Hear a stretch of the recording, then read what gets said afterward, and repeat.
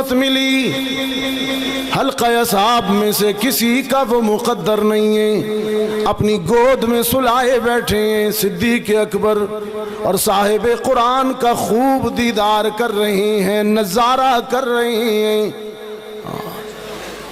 قرآن کہتا ہے اِلَّا تَنْصُرُوهُ فَقَدْ نَصَرَهُ اللَّهُ اِذْ أَخْرَجَهُ الَّذِينَ كَفَرُوا ثَانِيَ اثْنَيْنِ اِذْ هُمَا فِي الْغَارِ۔ غار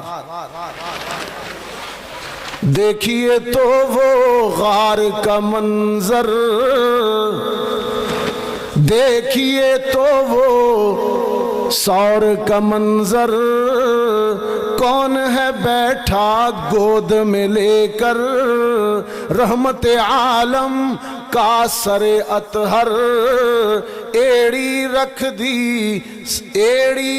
دی سانپ کے بل پر، زہر کا صدمہ سہ لیا دل پر، منزل عشق و صدق کا رہبر صدیق اکبر، صدیق اکبر۔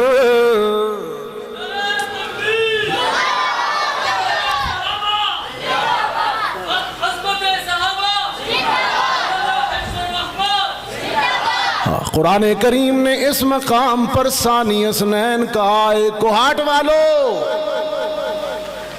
بارش ہو رہی ہے، ابھی بیٹھنا چاہتے ہیں یا دعا کر لیں؟ چلیں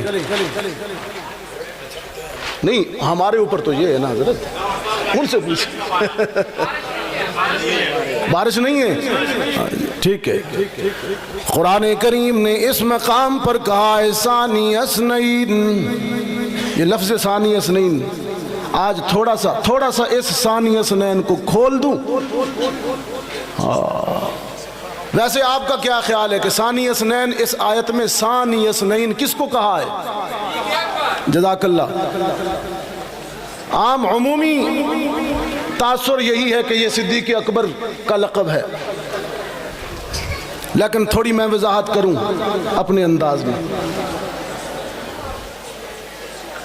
قرآن کریم نے فرمایا میرے پیغمبر دنیا کی زندگی میں سیرت طیبہ میں ہر مرحلے پر محمد عربی اول ہے، صدیق ثانی ہے، محمد اول صدیق ثانی، ایمان میں محمد اول صدیق ثانی، دعوت میں محمد اول صدیق ثانی، جہاد میں محمد اول صدیق ثانی، تبلیغ میں محمد عربی اول مبلغ صدیق ثانی، بدر میں احد میں احزاب میں محمد اول صدیق ثانی ہے، ہجرت میں محمد اول ہے صدیق ثانی ہے، مدینے میں محمد اول ہے صدیق ثانی ہے، وفات میں محمد اول ہے صدیق ثانی ہے، روضے میں مزار میں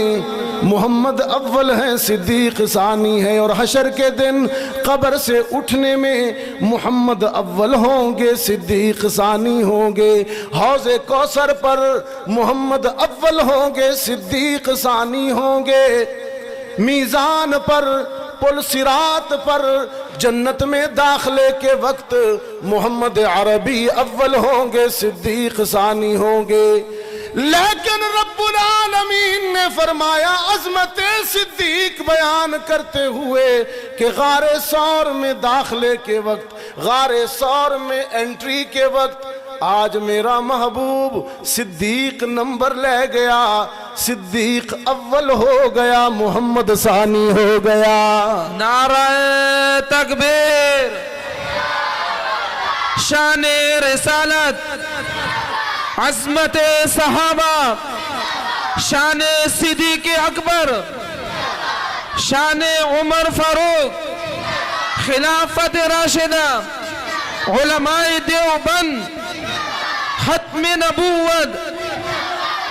یہاں ثانی اثنین سے مراد پیغمبر ہیں، صدیق اکبر کو تو آگے کہا گیا اذ یقول لصاحبہ، صاحب رسول کہا گیا، ثانی اثنین اذ یقول لصاحبہ، یقول کا قائل تو ثانی اثنین ہے، اور وہ اپنے صاحب کو کہہ رہا ہے، اور صاحب ابو بکر صدیق ہے۔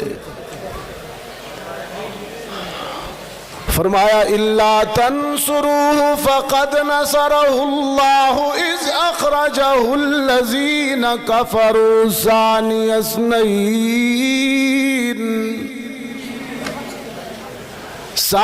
اثنين اذ هما في الغار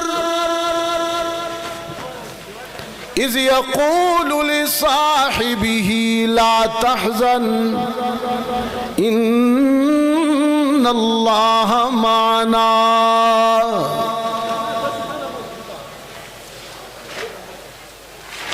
قرآن کریم پڑھنے والا قاری کہلاتا ہے، قرآن کریم کی تلاوت کرنے پر ہر حرف پر 10 نیکیاں ملتی ہیں۔ قرآن کریم روحوں کا سکون ہے، قرآن کریم روحوں کی غذا ہے۔ قرآن کریم میں اتنی پاور ہے، اتنی عظمت ہے کہ یہ فکر و نظر بدل سکتا ہے، زندگی بدل سکتا ہے، زندگیوں میں تبدیلی لا سکتا ہے۔ اور یہ مدارس قرآنیہ قرآن کریم کے مراکز ہیں، یہاں پر قرآن پڑھایا جاتا ہے، آپ کی نسلوں اور اولادوں تک قرآن پہنچایا جاتا ہے۔ ان مدارس کے ساتھ تعاون کیجئے۔ طاغوت قرآن کی اس صدا کو دبانے کی کوشش کرنا چاہتا ہے ہر حوالے سے، لیکن آپ ان دینی مدارس کا، ان اسلام کے قلعوں کے معاون اور ممد اور ناصر اور مددگار بن جائیے۔ اللہ نے قرآن کریم میں وہ ہیرے اور جواہرات رکھے ہیں کہ ہیروں کی کان میں بھی اتنے ہیرے نہیں ہیں جتنے قرآن کریم میں ہیرے ہیں۔ اور جو قرآن کریم سے وابستہ ہو جاتا ہے، جو بھی قرآن کریم سے لگ جاتا ہے، قرآن اسے بلند کر دیتا ہے۔ آپ دیکھیے نا، قرآن کریم کے ساتھ لگ جانے والا کپڑے کا غلاف، آپ اس کی کتنی عزت کرتے ہیں۔ قرآن کریم جس لکڑی پر رکھا جاتا ہے رحل، آپ اس کی کتنی عزت کرتے ہیں۔ قرآن کریم کے حروف جس کاغذ پر پرنٹ ہو جاتے ہیں، آپ اسے کتنا احترام دیتے ہیں۔ یہ تو لکڑی، کاغذ اور کپڑا، یہ تو عام مخلوق ہے۔ اگر قرآن اس عام مخلوق کو عزت دے سکتا ہے تو وہ انسان جو اشرف المخلوقات ہے اسے کتنا بلند کرے گا۔ حافظ قرآن کی عزت کیجئے، جس طرح قرآن کے اوراق کی، غلاف کی اور رحل کی عزت کرتے ہیں، وہ عام مخلوقات ہیں، اور حافظ قرآن تو اشرف المخلوقات ہے۔ آسمان اتنا بلند نہیں ہے جتنی حافظ قرآن کی شان بلند ہے۔ حافظ قرآن 10 آدمیوں کی سفارش کرے گا، انہیں جنت میں لے کے جائے گا۔ قرآن کریم کو جب اصحاب رسول نے محبت سے اور عظمت سے پڑھا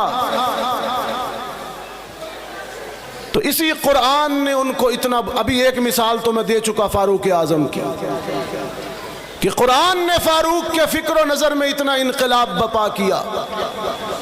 قرآن کریم نے فاروق اعظم کو اتنا پاورفل اور باکردار کیا کہ دونوں قبلے مسلمانوں کے فاروق کی وجہ سے ملے، اور فاروق اعظم قرآن کا فیض ہے، قرآن کریم کی وجہ سے ملا۔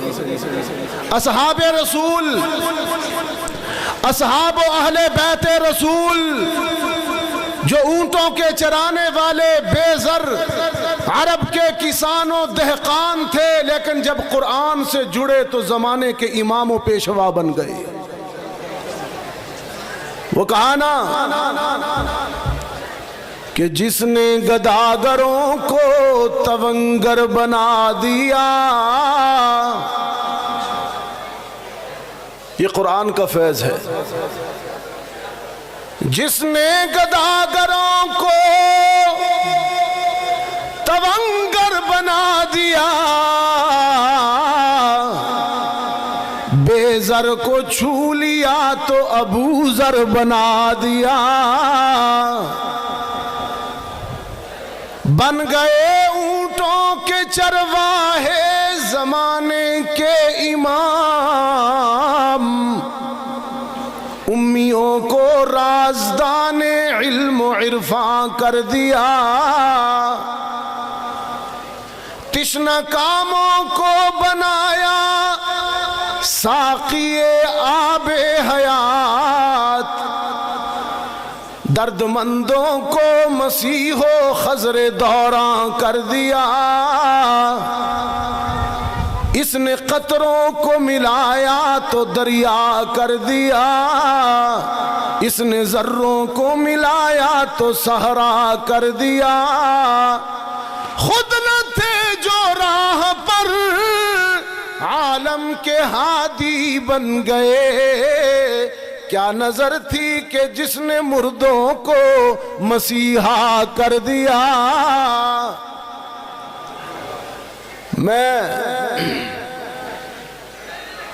اکثر سوچا کرتا ہوں کہ رسول اللہ کی، ہمارے پیغمبر کی، ہمارے آقا کی پیشین گوئیاں، آپ کی بشارتیں تورات و انجیل میں تھیں۔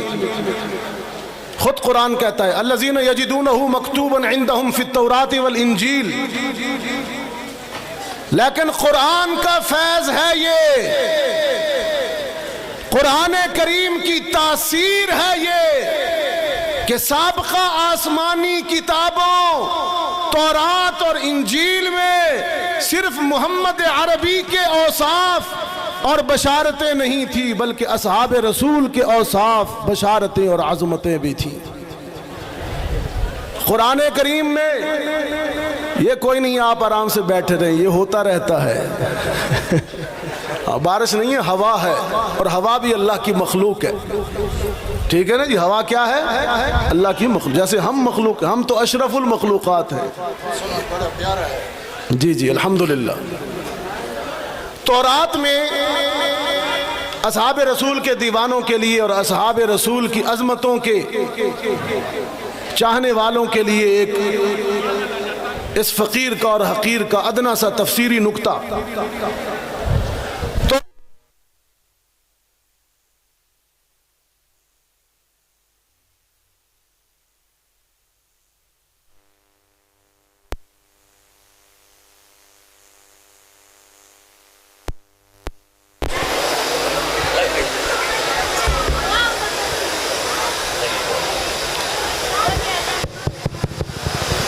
کوہاٹ کے دوستو، اصحاب رسول پر ایک تاثر سن لیجئے قرآن کریم کا۔ جس طرح ہمارے آقا، ہمارے رسول، ہمارے نبی کی پیشین گوئیاں، بشارتیں، علامتیں تورات و انجیل میں تھیں، اس طرح اصحاب رسول کی بھی تھیں، اور یہ بیان قرآن کا ہے۔